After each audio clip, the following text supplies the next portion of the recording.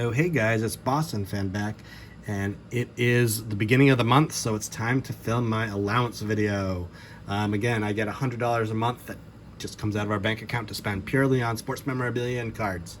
Now, I do have a lot saved up from the COVID years when I got cash from government payouts and credit card rebates, and I put into the bank account, put into a high yield savings account that I've started to spend a little bit on, and those will be separate videos.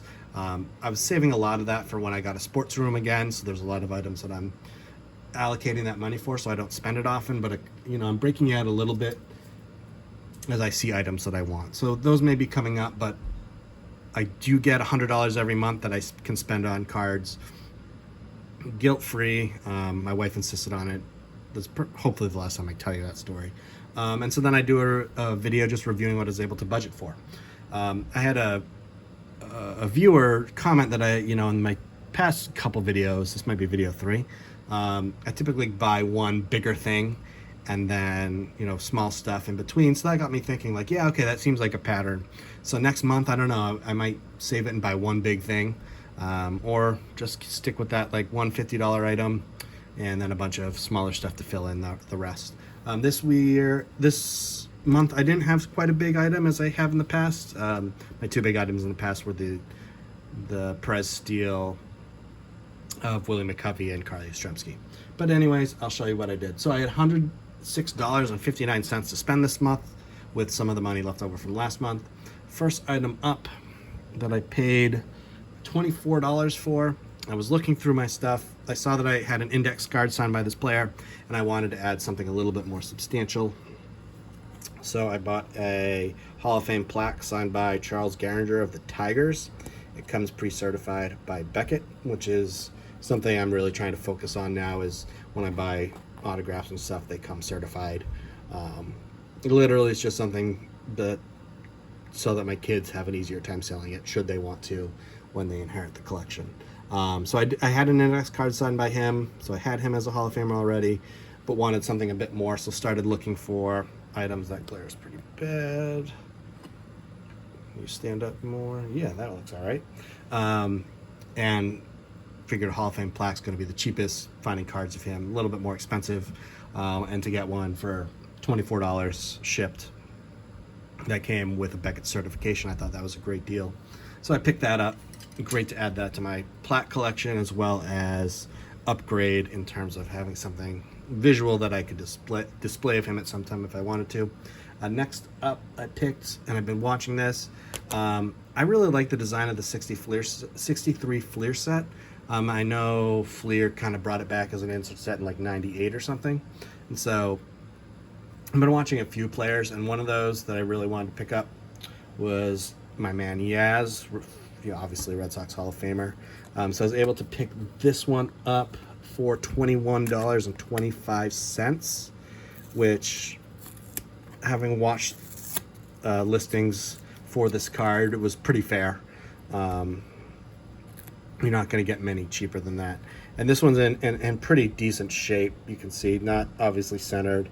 There's kind of a rough cut on that edge, but overall it looks really nice. Love the look of these 63 Fleers. I think it's just a cool set. I'd really like to get a Koufax, so spoiler alert, there's no 63 Fleer Koufax, though I really like the look of that card. So I picked that up for, again, $21.25. Great addition, both to a Red Sox collection, vintage collection. And then going on that 63 Fleer, another one popped up that I thought was super cheap. Also makes me think maybe I need to start focusing on my collection, because it's also random. I don't necessarily collect this player, but I was able to pick up a Bob Gibson 63 Fleer for $13.40. A little bit, corners are a little bit more touched than the Yaz. But again, that's not on the card, that's on the top loader, the tube. But thought it was a nice vintage at a really fair price. 63 Gibson for $13 seemed really decent to me. Before tax, it was less than that, obviously. So two nice vintage cards that I picked up.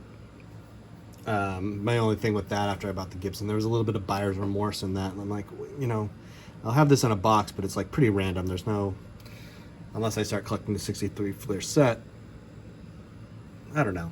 I don't know why I'm having second doubts on that, but it is a nice Gibson card. Obviously not one of his mainstream Topps cards, but you know, it's something I wasn't expecting to buy at all.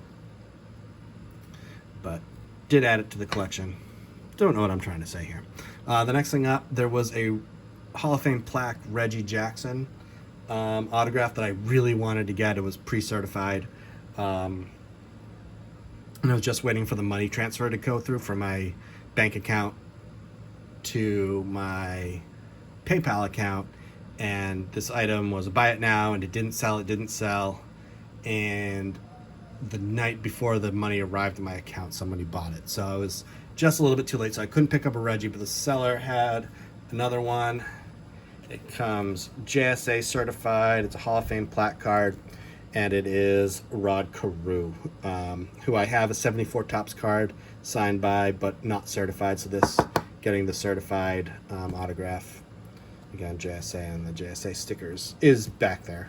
I picked this one up for $31, but Reggie Jackson I think was $40, and that would have ended my month right there. But you know, glad to add the Carew on a Hall of Fame plaque. Glad to add one that's certified. So definitely no remorse from buying that one at all. I'm really glad to have that. I do wish that I was able to get that Reggie Jackson because the autograph looked really sweet on it, and it was quite affordable. It's a little bit more than the Carew. I think it was listed for $39.99, which I thought was an amazing price, and I just needed the money to get there. In retrospect, maybe I should have just bought it and asked the seller to wait, but didn't want to do that at the time. So I picked that up for, again, $31.88. He was a great hitter, and I think his stuff is somewhat undervalued in the hobby. He didn't hit a lot of home runs, which seems to be the moneymaker in terms of memorabilia, but you know, he could spray the ball everywhere, and you know, I think his signed stuff is very affordable and definitely worth picking up, especially if you can get something certified. So then I was able, next, for my 59 set, narrowing down the K-Line run. He's got 4 cards in the set. He has his base card, which I have. He has the Baseball Thrills card I have. He has this high number All-Star, number 562, which I was able to pick up for $13.68. Not centered, but for 59, the corners are really decent. The card itself looks really good. Really glad to add that. Now I just have to have, he has a teammate card with Charlie Maxwell that I need to pick up. That's still on the radar. And I'll have all 4 K lines for the 59 set that I'm trying to put together. So glad to add another vintage, but also for my 59 set. Try to do that as much as possible. I tried to add the Hall of Famers before I delve into the commons. And then that gave me a couple bucks left over. And the card, and I figured there's a card that I've been looking at. It's really cheap, but it's something that I really wanted just because it was an important moment in Boston sports history. It's a pretty cool card. And that is the 2022 Topps Stadium Club David Ortiz card. And the reason why it's a cool card is that this is him giving his famous Boston Strong speech. So, for most of you will know this. In 2013, a couple terrorist brothers bombed the Boston Marathon, which I've, said in other videos is like a huge deal around here. Boston Marathon, amazing day. They set off a couple bombs near the finish line. And then there was a manhunt for them, shut down the city and all surrounding towns, including mine, for a day as they searched for these guys. And then the first game back was against the Twins. It was at Fenway. It was the day after they caught the bombers. One of them was killed. And so, big display of patriotism, big display. They had, a lot of first responders out there. And Big Papi gave a speech. And that's where, at the end of the speech, he said, and it's really famous, you can go, most of you have probably seen it, "This is our bleeping city, nobody can dictate our freedoms," and swore in front of the whole crowd, swore on the PA. Really famous now. And I think there was a 2013 SP, a short print that came out in Topps, which you can't find. I mean, it's super expensive. I'd love to own that card. Similar picture to this. Shows more of the flag on the green monster. But when this came out, the fact that it, you know, depicted that moment, which was so big in Boston sports. I'm a David Ortiz guy. He's, if not my favorite, my top two with Pedro. Baseball players, Red Sox players ever. And this is the red foil. I don't care. It's a parallel, but it cost me $1.86 shipped to my door. And it's just a card that I wanted. And I just think it's cool. It, you know, signifies a really important moment of Boston sports in my life. And it was that day the Red Sox had a come from behind win on a Daniel Nava home run. I was listening on the radio in my then sports room, which is now my son's room. And when they came back and won that game, they were above 500. They were playing really well. And I was like, this team's going to make the playoffs this year. And obviously they went on to win the World Series. But this is a team that was last place the year before. And they went out and they got some veterans, but no superstars. They picked up Mike Napoli, Koji Uehara, who nobody had heard of, Mike Karp, Shane Victorino, who everyone thought at the time was kind of a has-been, Johnny Gomes they picked up, Ryan Dempster. Nobody that was going to light the world on fire, and the team gelled. And, you know, this is one of the moments that helped really gel that team, and it's at that moment that I'm like, this is going to be a special year.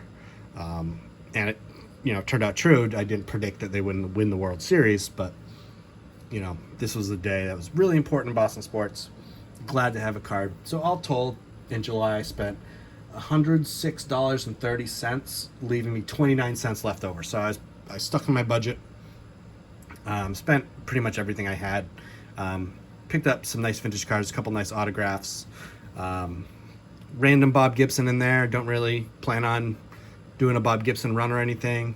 So it got me thinking, you know, what should I focus on? Should I buy just big stuff? I like buying the autographs. It's reminding me how much I like collecting autographs and buying it. So I don't know what July holds out for me. Or no, this is July's video because it's almost August. I don't know what August holds for me in terms of buying for my allowance. Haven't really given it much thought. Nothing's come up yet that I've seen like, oh, I should buy that with my money. So anyway, this is what I picked up. Let me know how you think I did in my budgeting. And I always like to hear other people's, you know, what they budget, how they budget, and what they're picking up. Love hearing ideas. I mean, you know, the 63 Yaz kind of came on my radar after some other YouTubers had talked about it. And I was like, oh, that does really look cool. But anyway, that's my video. Generally really happy with these pickups. I'm really glad to add the Hall of Fame plaques, the vintage cards, and then I love the David Ortiz. I just think it's so cool. That's a card that's worth nothing that I would very happily display just like it is right now, just on a little card holder on a shelf someday.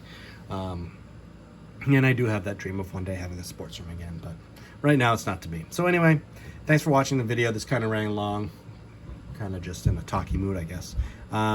If you liked it or are interested in more of my videos, I'd love it if you'd subscribe or click like or comment, or all three of them. That would be fantastic.